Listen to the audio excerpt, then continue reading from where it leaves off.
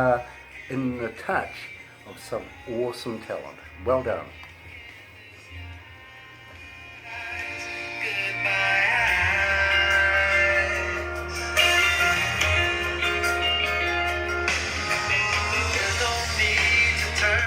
There he is. Oh, we need to see the Simba Jordan t-shirt. Barbara was asking, what's on your t-shirt? It's one of my merchandise t-shirts. Nice, I like it. So this is going to be one that you're sending us, right? Yeah. Nice. I got a couple I can send. Awesome. I'll get you guys one. I'll send some for some listeners and stuff. Yeah, please, because we have basically three major fans up here at Galaxy that would absolutely rip each other to pieces for one of those t-shirts. Okay. And believe me, another 5 million people out there that want the other one. If we can pry them out of the stuff. Yeah. Nice. So okay, we'll go back to the desk. I want to talk to you about websites and how people can get in touch with you, merchandise, all that sort of stuff. So we'll run down that, and then we'll go into what I have here as track 3, which is Hand Me Down Heart. I love that song, absolutely love that, and I want to know all about it. Okay.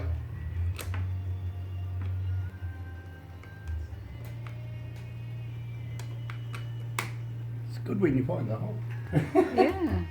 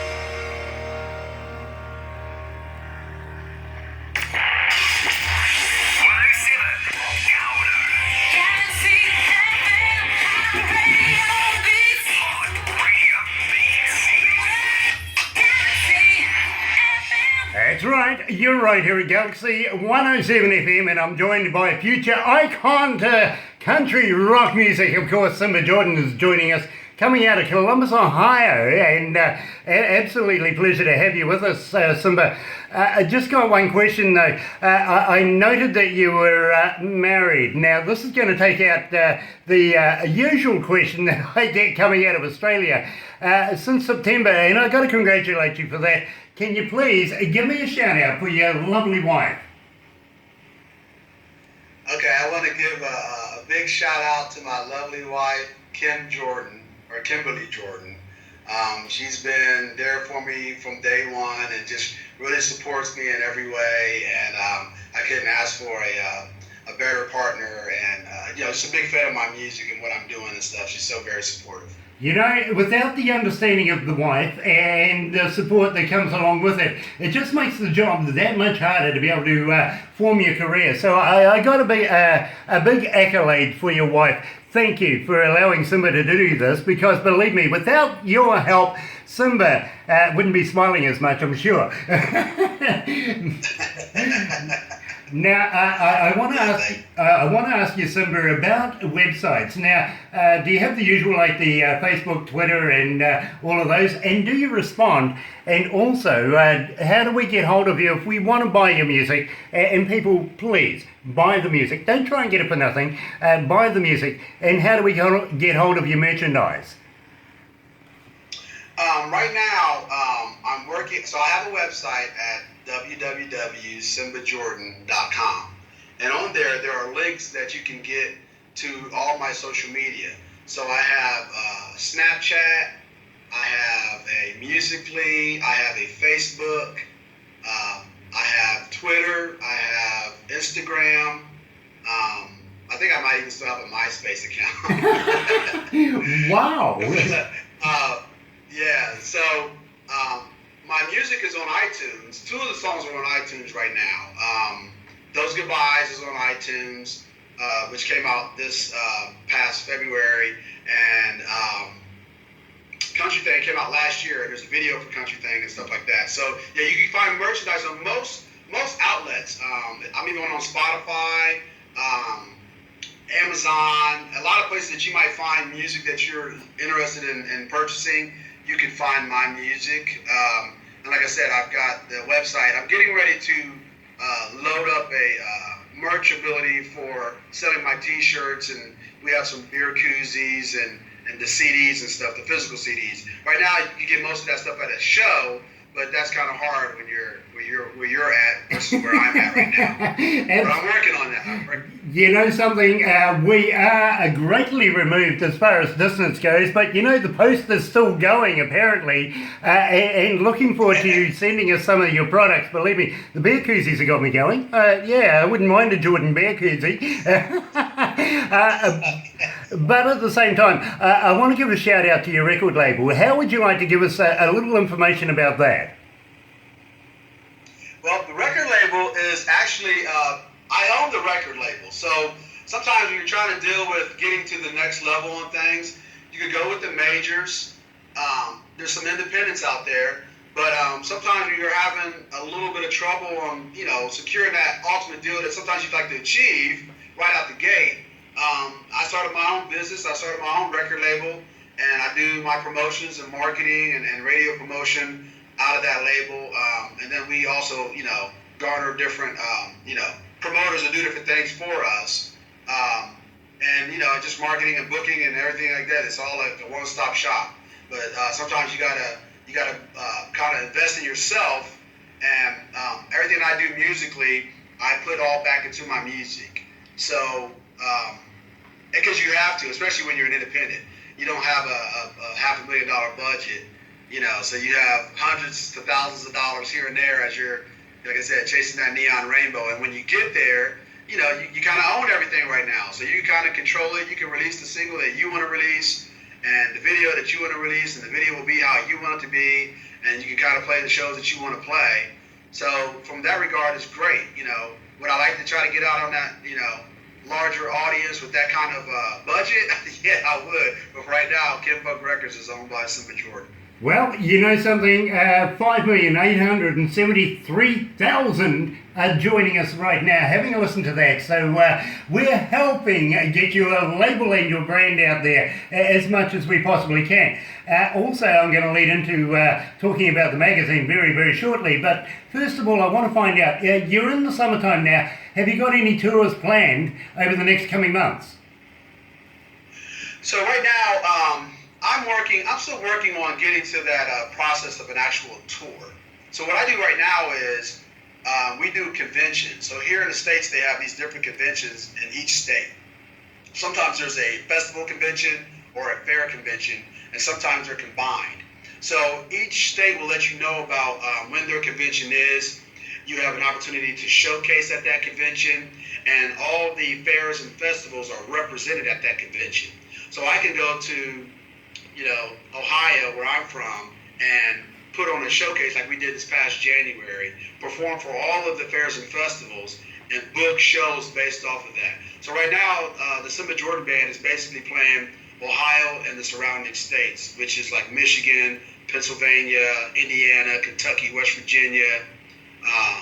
So that's what we're doing mainly right now. And it keeps us real busy. And then we try to branch out. So we did some stuff.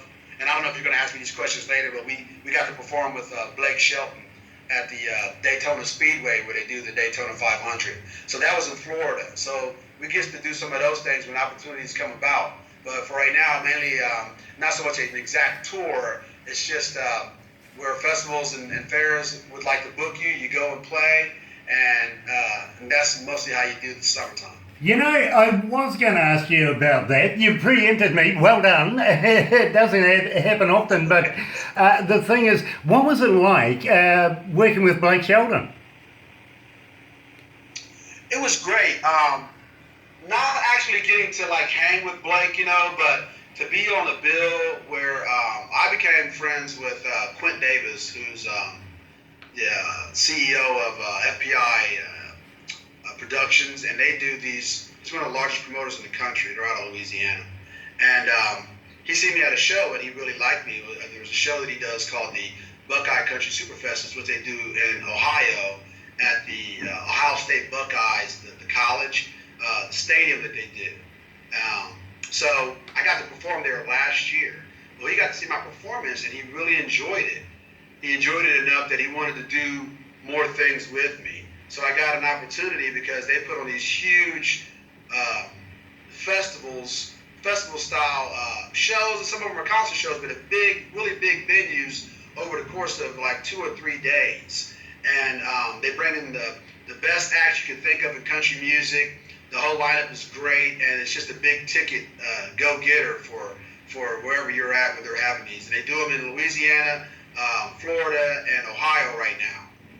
And so I got the opportunity. They called me, and I got the opportunity to play with Blake in the Daytona Speedway, which they call the Country 500. So I think I was the only one there. I was probably the smallest act there, with the opportunity that it's an opportunity of a lifetime, because you wouldn't just normally get that opportunity. More of the major label artists were there, and I'm an independent.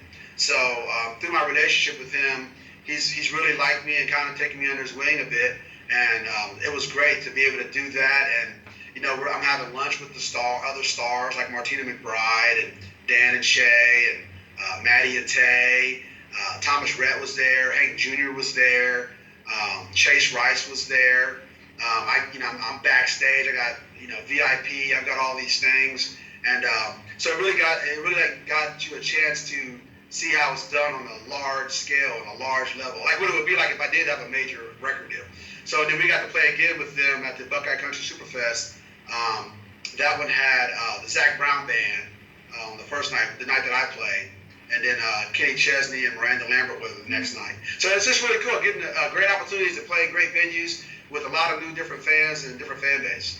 I'd kind of be starstruck if I were you in that element. I got to be honest, Zach Brown, wow, what a name in his own right, what a performer. And we are looking at having a chat very, very shortly about getting you into Australasia, down under in New Zealand, which, by the way, we have just our cousins across the ditch. We're not part of the country, Australia, and we like to have this little love-hate relationship, much like Canadians do with Americans, and the other way around.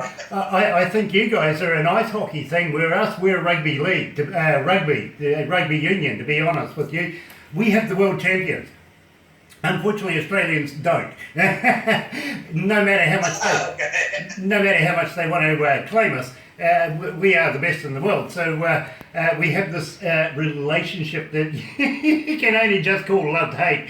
But at the same time, we want to be able to bring you here to New Zealand. Now, I'm going to lead into that very, very shortly. But first, I want to talk to you about Crank It Up magazine. Now, Crank It Up is a partner of Galaxy 107 FM here in New Zealand. They come out of Pennsylvania, and they everything that we're going to be doing is going to actually go into the magazine, and we're going to be promoting you that way as well. Now, I want to let you know a little bit about John Rain, the guy who, or the man who actually owns and manages the Crank It Up magazine. And his lovely daughters, of course, is Sierra and Brandy. Now, Brandy will probably get hold of you and want to have an interview with you that we can put into print and put into the magazine for you with a few photos and bits and pieces that Barbara, the famous Barbara, is going to be passing over as well.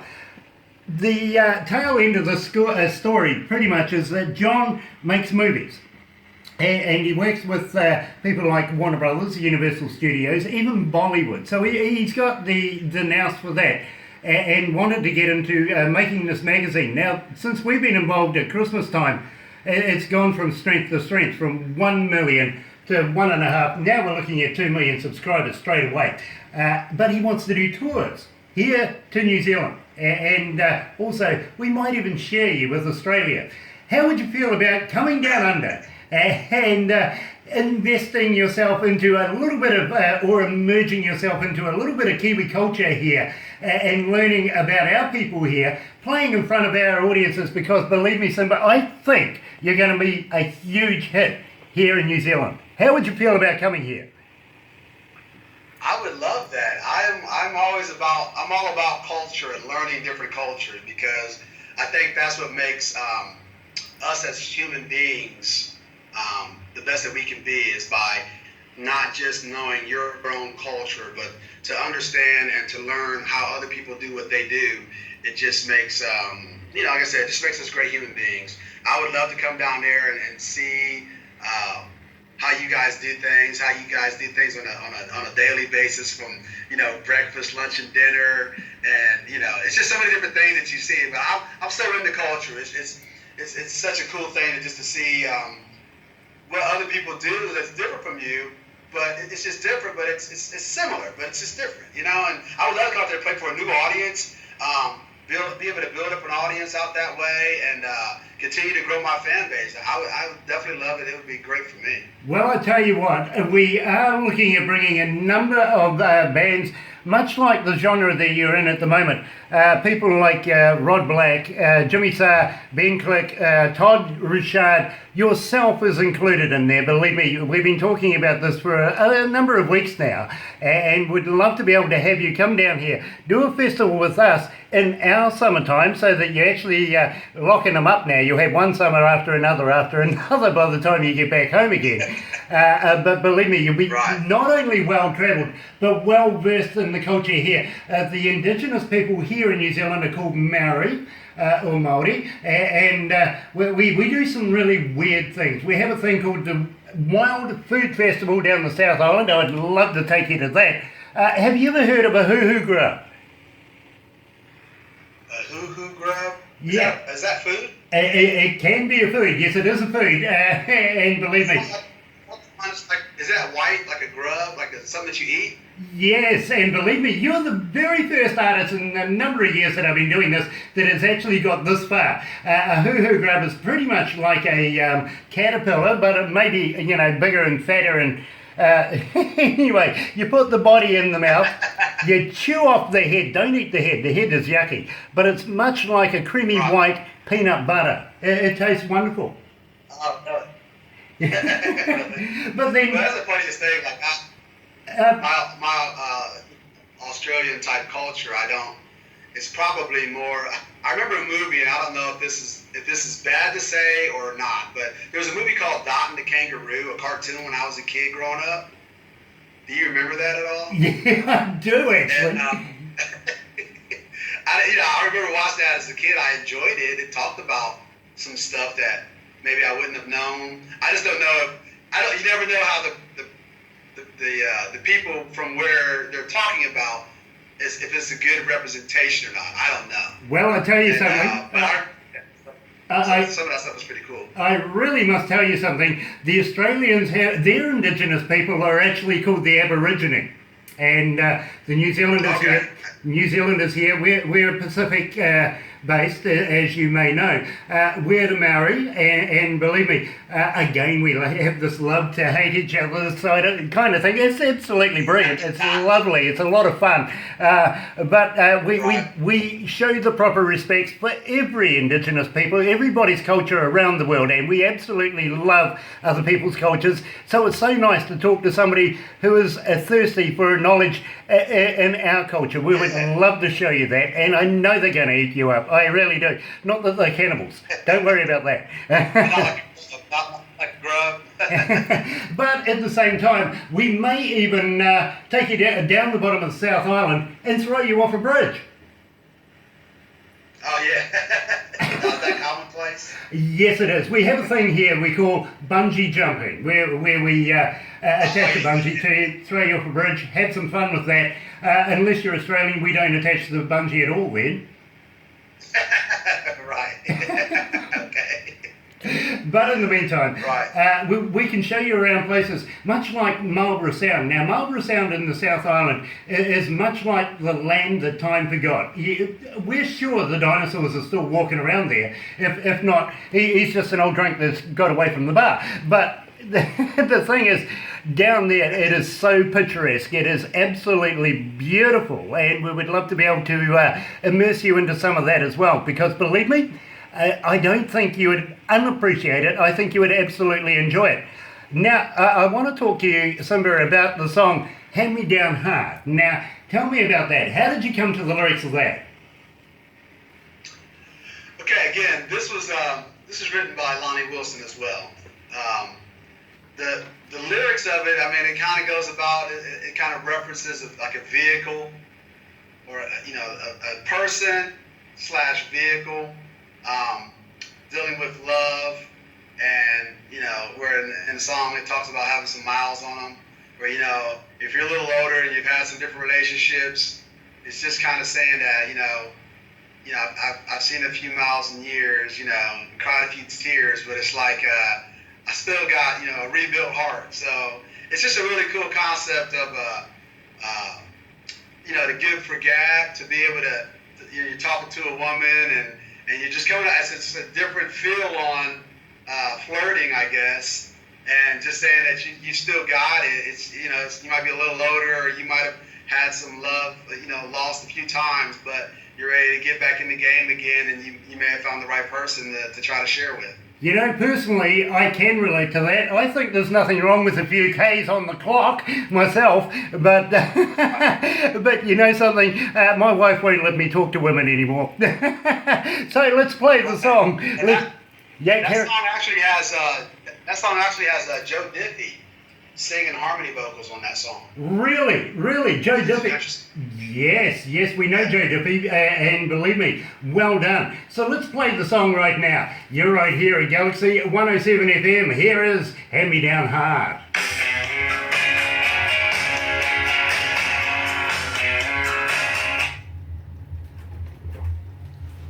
It's getting warm up here now. Yeah, you have to turn the heater Oh, I on. have to do.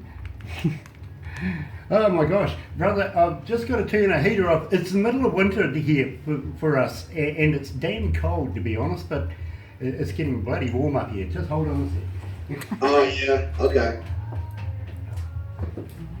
Hi, what's up? You want to start? Yeah, and then I'm gonna go.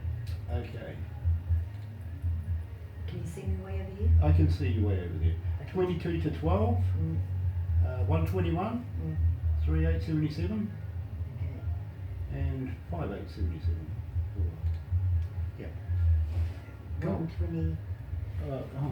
Okay. You didn't get that one. Sorry, then. That's all good. 121. Okay. That's a swing in and out. Okay, that's the swing back. Yes. Sorry about that, bro. Hi. Just. No, you're good. This is the wife. Hi. Hello. Oh, okay. Nice. How you doing? I'm really good, thank you. Nice to meet you too. By the way, bro, it's not indicative that Kiwis have no teeth. It's just- Speak for yourself. yeah, you got teeth. Yeah. You're lucky. Mine came out in a car accident a number of years ago, so I have to live with that, unfortunately. Right. So I love your hat, my bro. Yeah, you want it. Oh, thank you, thank you. Yeah, I do. Actually, I want his hat. You guys got cowboy hats out there, don't you? No, we don't get good hats like those. No, we don't really do country. No, but if you got some hats in the merch, I'll take one for sure. What size hat do you wear? Do you know? I don't have a big head. I'm only a small-headed guy. So Okay. I'd love think of a It's kind of an exact, so many inches and centimeters and stuff is how they measure. They measure your head and they find the hat for you. Exactly. It's not like it's not like a knitted hat where it's one size fits all. It's like a fitted type. No. Yeah.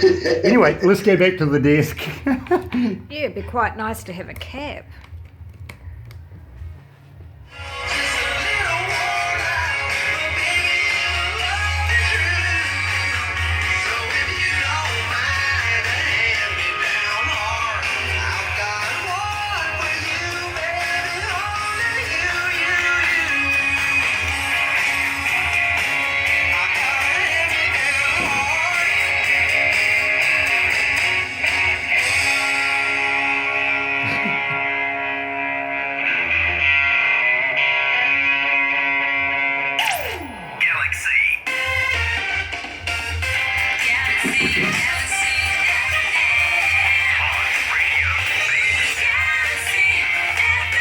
That's right, you're right here at Galaxy 107 FM, 19 away from 12 o'clock and 16 degrees over our high by 2 degrees. I'm really impressed now. Tuesday, July 18th. Now, of course, we're talking to Simba Jordan, the future of rock music in America, and coming out of Columbus, Ohio.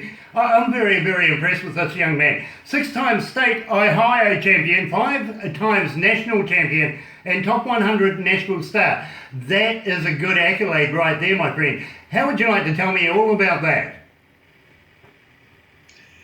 Well, starting off with that, going back to my roots in country music, it was being an African-American country music singer, you only had, I think at the time, Charlie Pride.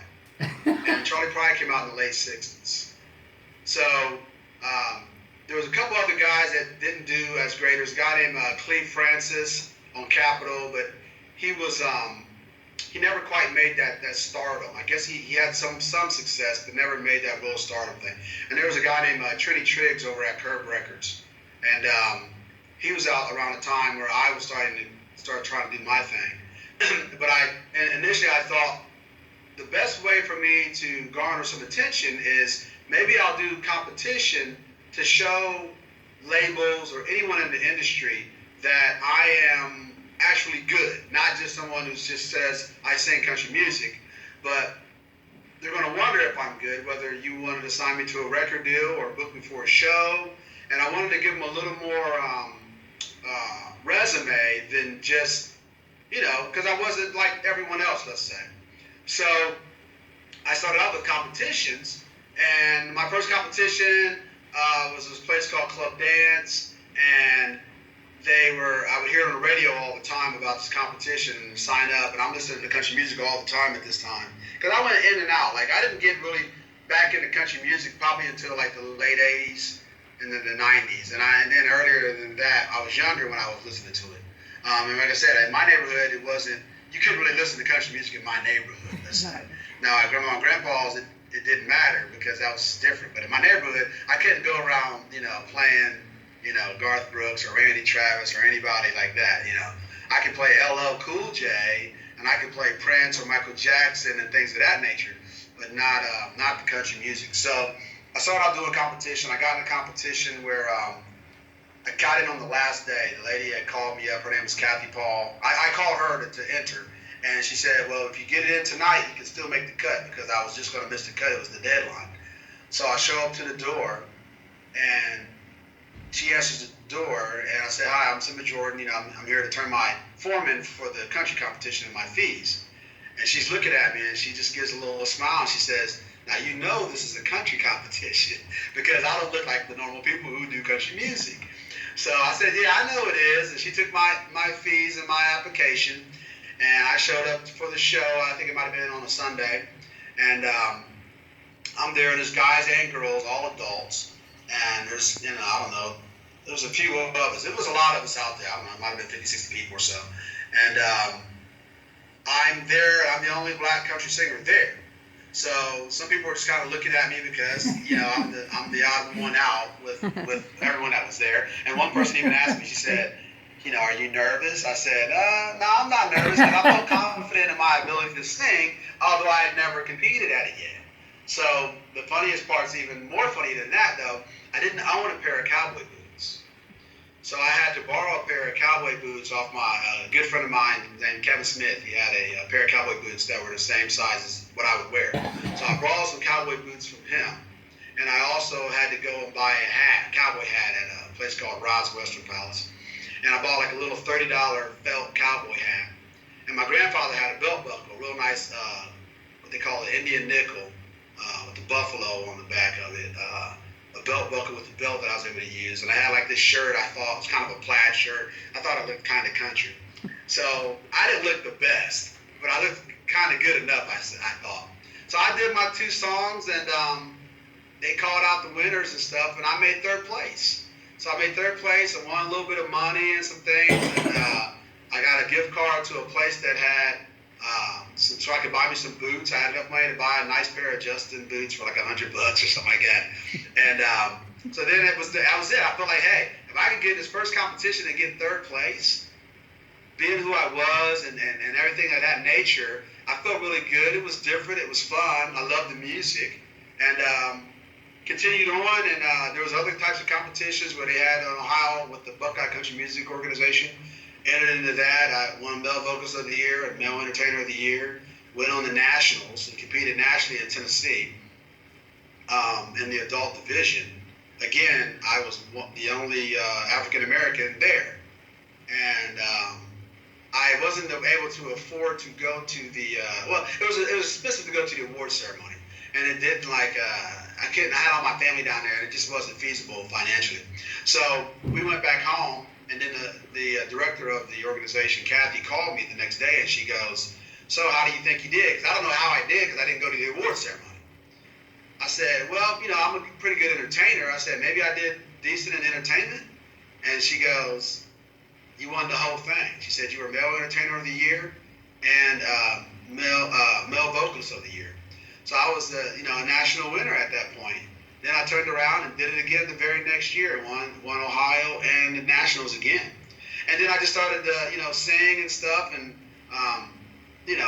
just it got me in the door to where shows would open up, and it was nice to be able to tell somebody you've won 5 national championships. So you can never take that away from me, and it's an accomplishment that if you were booking anybody, how many times were you booking people that had won 5 national championships before they played your venue?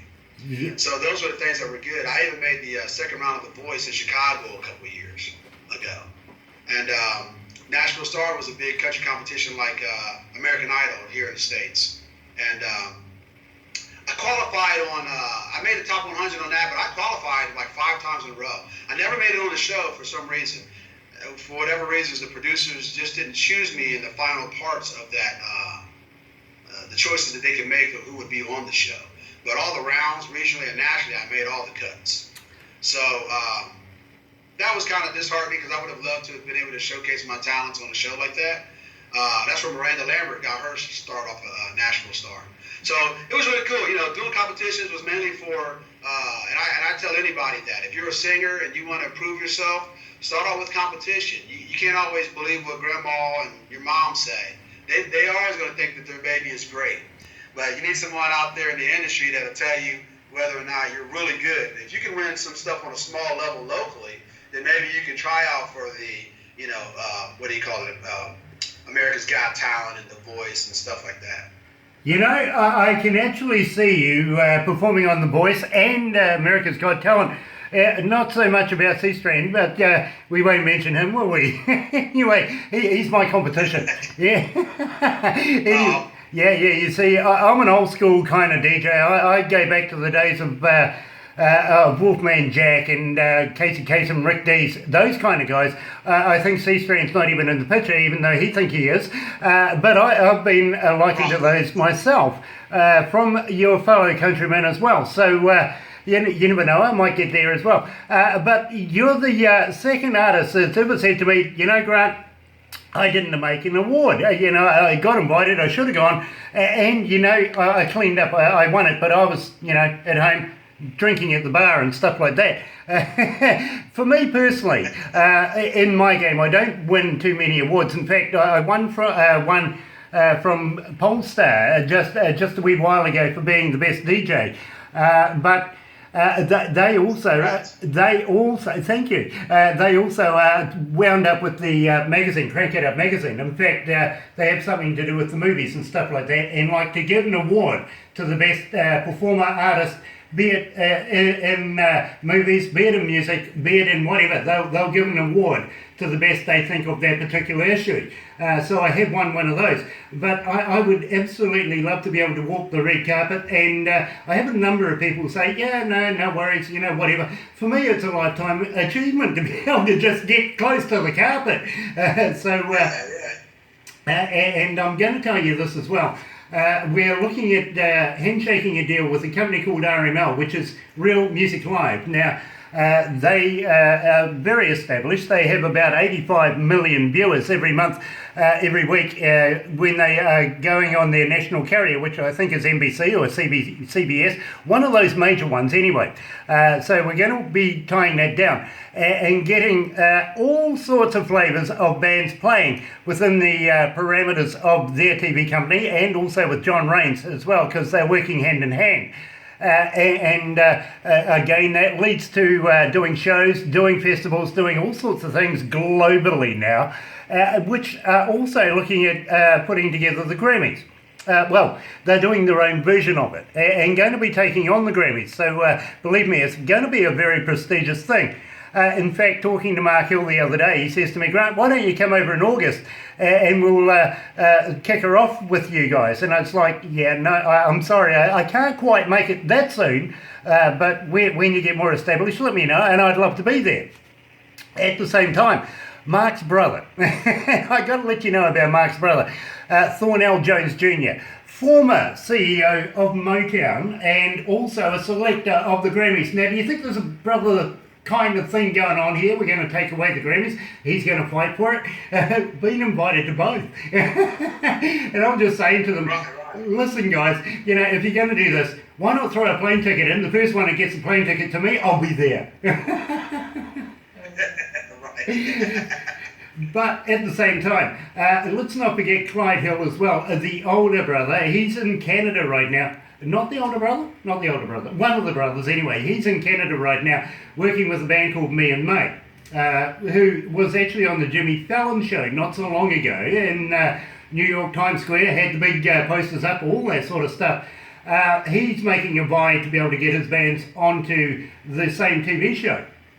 So we would like to be able to introduce you to these people so that we can give you the opportunity not only to be in front of, you know, 1 to 2 million subscribers in a magazine, but now 85 million plus people viewing you on television. We want to be able to try and emulate your music because we do think you're that good. We do feel that you're going to be an absolute icon in the music business in the near future, and would love to be able to work with you closely to be able to do that. And I've got to thank Steve Baker as well for putting us on to you, because Steve's a big fan of yours. I know he is, and believe me, he raved about you the other day when I was talking to him, and he says to me, Grant, you're just going to absolutely love Simba. And I'm going, I'm excited, I can't wait. So it's an absolute humble interview right now. I am humbly thanking you for taking the time out today to talk to us.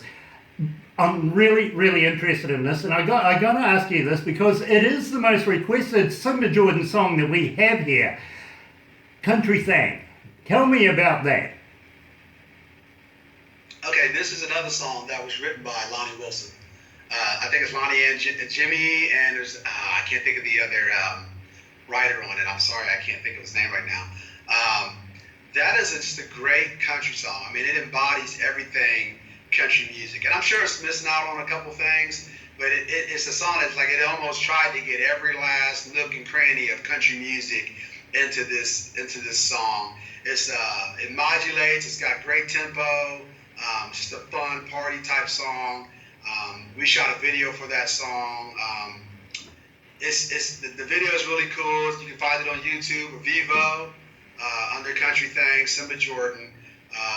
It was just a great tune, and I just love that song. I mean, it's so different. It's just his own thing. There's nothing else like it. I thought the video was done real well by Cool World Photography and Paul Cunningham. But a big shout out to Steve Baker.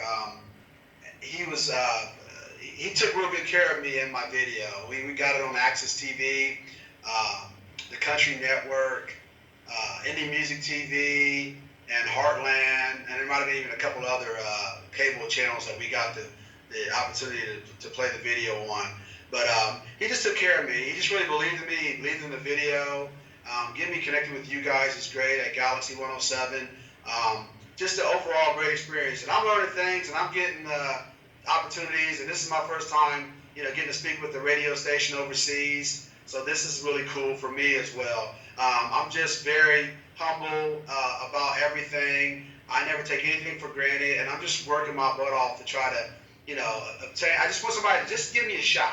If you give me a shot, I've been putting the work in, and you can see because a lot of the things most of the things I've achieved just through the hard work, and it is so true. You just hope that the hard work doesn't go unseen, or I guess my fear is that I don't want to be the guy that people say, how come he didn't make it, or he should have made it, and I just don't want to be that guy. I don't want that to be my end legacy. I would love to at least say, hey, I got a shot, and it's harder than what you think it is. You know what I'm saying? But I feel like if I get a shot, I'm a dancer. That's where the Michael Jackson and Prince comes in. I do the splits on stage. I have the hip hop background, so I add that to my show. I don't get too crazy. I'm not like full out, American breakdancing, but I do enough that you're going to get a lot out of the show. I'm not going to just stand there and sing for you real good. I'm going to sing good, but I'm going to dance, or I'm going to entertain you. I'm going to talk with my crowd, almost like a Garth Brooks. I mean, if you could put a Garth Brooks, Prince, Michael Jackson, like all rolled up into one. I mean, I'm the Michael Jackson of country music. It's just, my vocal range is wide range. But like I said, I just keep it real. I'm not braggadocious, but I just do what I do. I mean, you don't get some of the accolades that I've achieved, being as different as I am, without being good. I mean, I already have a knock against me to some extent, so you have to be good enough to overcome those things. So I just have done that, and I'm happy to be here. I'm happy to be talking with you guys, and happy for all the support, and would love to connect with you guys, come out, see you, come out and play for you guys, and just be a part of all kinds of things. I'm just glad you guys believe in me, and that means a lot. We do believe in you, and it reflects every day when I come to work every morning and go through the emails to see what the requests were for the day before, and all the information and stuff like that. Believe me, your name is being mentioned hugely in our offices, and I really got to thank Steve Baker as well. He believes in you. He really does get behind you, and he talks to me quite intimately about a lot of his artists, and you're right up there in the top of the list. So believe me, we feel you're going to be a huge influence in the music industry over the next coming years. So please don't stop it. Please keep doing that, because we think that you're going to be absolutely an icon of the country music. I just can't see the Herbie Hancock with a cowboy hat though, but I'm looking forward to that, literally, maybe a little Run DMC country style. I am so looking forward to that, and meeting you here in New Zealand, I really am. So right now, let's play Country Thing. Here is Simba Jordan, right here at Galaxy 107 FM.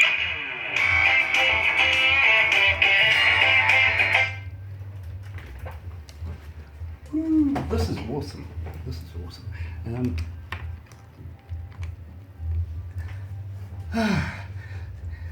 Thank you so much for joining us, my friend. It's been an absolute pleasure talking to you. And now that you're a member of the Galaxy family, please, we're going to wrap it up after this, let you get back to your life. And I humbly thank you so much for joining us.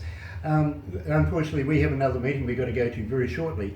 But You must pop on again. But you must come back. If you ever get the urge and you want to talk to us here down under in New Zealand, just hit that button. We're at the other end, and we'll be more than happy to say hello to you, bro. Would love to be able to have you playing more often. And if you've got any new stuff that you're going to be producing soon, please pass it our way. We would love to premiere it for you. Yeah, definitely. I'm going to be working on a new EP here real soon. Like I said, as I'm playing, I'm building money up to do the different things that I need to do in the business.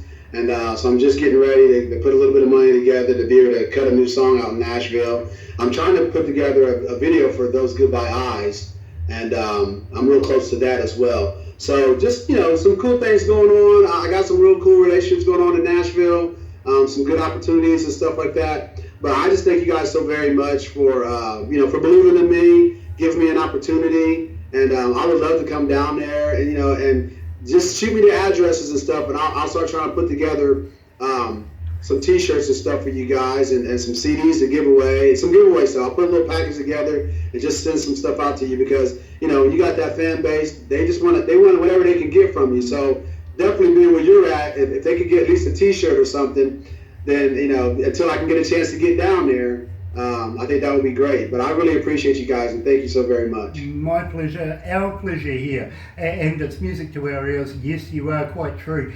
The fans here, they just grab at anything they can get, and believe me, they've been asking a lot about Simba Jordan. They really have. Let's go back to the desk. Okay.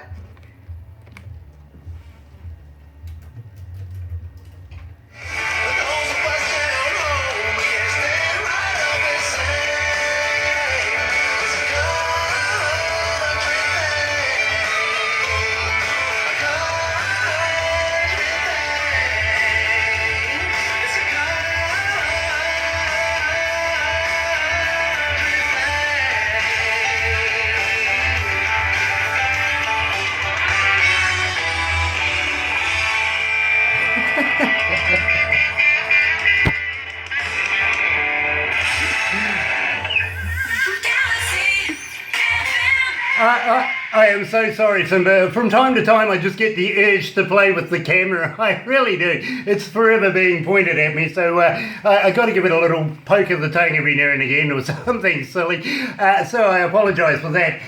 Now, I want to talk to you very, very much about coming down here and being a part of it down here. But at the same time, I'm going to have to wrap it up very, very shortly. I've got my producer waving at me right now saying, it's 2 minutes after 12 o'clock.